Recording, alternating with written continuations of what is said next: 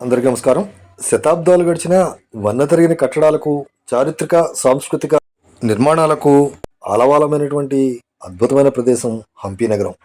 ఈ హంపి నగరం లోపల చూడడానికి ఓపిక ఉండాలే కానీ కనీసం ఒక 3 లేక 4 రోజుల పాటు ఆ కట్టడాలను అలానే చూస్తూ ఉండిపోతాం. రాయల్ ఎన్క్లోజర్లో ప్రవేశించిన తర్వాత మనకు అనేకమైనటువంటి కట్టడాలు కనబడతాయి. అటువంటి కట్టడాల లోపల ఇప్పుడు మనం ఒక ప్రధానమైనటువంటి కట్టడమైనటువంటి మహర్నవమి దిబ్బ ఏదైతే ఉందో ఈ మహర్నవమి దిబ్బ ప్రాంతానికి రావడం జరిగింది. ఈ ప్రారంభంలోనే అద్భుతమైన శిల్పకళా సంపదతోటి ఈ వేదిక మనల్ని ఆహ్వానం పలుకుతుంది. ఈ పక్కనే ఉన్నటువంటి సైన్ బోర్డ్స్ ఏవైతే ఉన్నాయో దీని ద్వారా మహర్నవమి దిబ్బకి సంబంధించినటువంటి వివరాలు విశేషాలను మనం ఇక్కడ తెలుసుకోవచ్చు.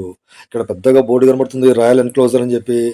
ఇక్కడ కనబడేటువంటి ఆ స్కానర్ ఏదైతే ఉందో ఆ స్కానర్ని కనుక మనం స్కాన్ చేసినట్లయితే ఈ కట్టడానికి సంబంధించినటువంటి వివరాలను మనం తెలుసుకునేందుకు వీలుగా దాన్ని ఏర్పాటు చేయడం అనేటువంటిది జరిగింది. కనబడుతుంది కదా, ఇదే మహర్నవమి దిబ్బ. ఇది చూడడానికి చిత్రశ్రాకారంలో కట్టబడినటువంటి చాలా మామూలు కట్టడంలా అనిపిస్తుంది, చాలా మామూలుగా అనిపిస్తుంది. కానీ దగ్గరికి వెళ్ళి చూసిన కొద్దీ ఇది చాలా అద్భుతంగా అనిపిస్తుంది. దీన్ని మనం ఒకసారి జాగ్రత్తగా చూసినట్లయితే కనుక 3 భాగాలుగా దీన్ని మనం చూడవచ్చు. మొదటి భాగం, రెండో భాగం, మూడో భాగం. ఎక్కుతున్న కొద్దీ కూడా ఈ కట్టడం పైన ఉన్నటువంటి అనేకమైనటువంటి శిల్పకళా సంపద మనల్ని విశేషంగా ఆకర్షిస్తుంది. మనం మెట్లెక్కి వెళ్తున్న కొద్దీ గుర్రాలు, ఏనుగులతో కూడినటువంటి అనేకమైనటువంటి శిల్పాలు ఈ యొక్క మహర్నవమి దిబ్బ కట్టడం పైన మనకు చాలా కానరావడం జరుగుతుంది.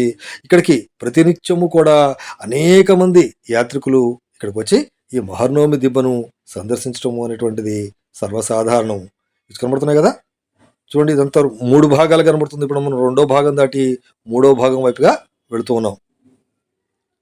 మొత్తం మీద పై ప్రాంతానికి వచ్చాము.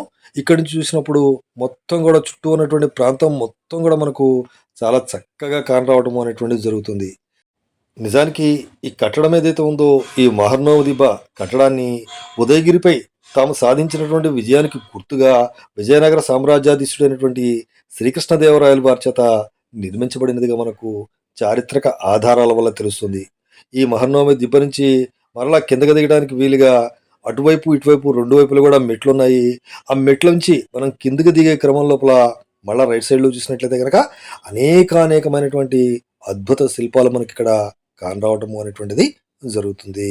ఇక్కడి నుంచి మరలా పైకి ఎక్కడానికి వీలుగా మరలా మెట్లు ఉన్నాయి. అంటే పైనుంచి కిందకి దిగి మరలా కింద నుంచి పైకి ఎక్కడానికి వీలుగా ఏర్పాటు చేయడము అనేది జరిగింది. ఇక్కడి నుంచి చూసినప్పుడు మనకు దూరంగా అనేకమైనటువంటి కాలువల లాంటి నిర్మాణం కనబడుతుంది. అవన్నీ కూడా రాతి కాలువలు అని చెప్తే మనకి ఎంతో ఆశ్చర్యం అనిపించక మానదు.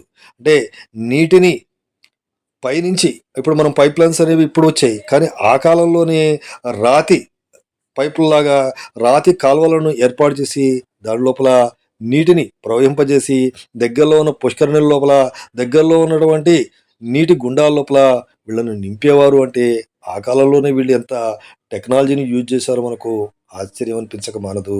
ఈ ప్రాంతం అంతా కూడా మహర్నవమి అంటే దసరా సమయం లోపల దుర్గాష్టమి, మహర్నవమి, విజయదశమి 3 రోజులు అద్భుతంగా నిర్వహిస్తారు. ఈ మహర్నవమి వేడుకలు జరిగే సందర్భం లోపల విజయనగర సామ్రాజ్యాధీశులంతా కూడా దీనిపైన కూర్చొని చుట్టూ ఉన్నటువంటి ఈ వేడుకలు ఏవైతే ఉన్నాయో వేడుకలను వీక్షిస్తూ ఉండేవారట.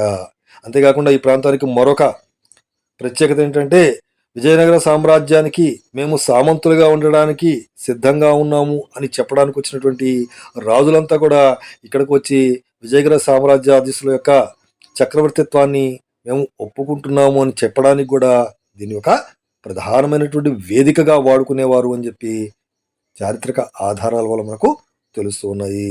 విజయనగర సామ్రాజ్యంలో ప్రధాన పట్టణమైనటువంటి మైసూర్ కోట లోపల ఉత్సవాలు ప్రారంభం అవగానే ఇక్కడ కూడా పెద్ద ఎత్తున ఉత్సవాలను నిర్వహించేవారట.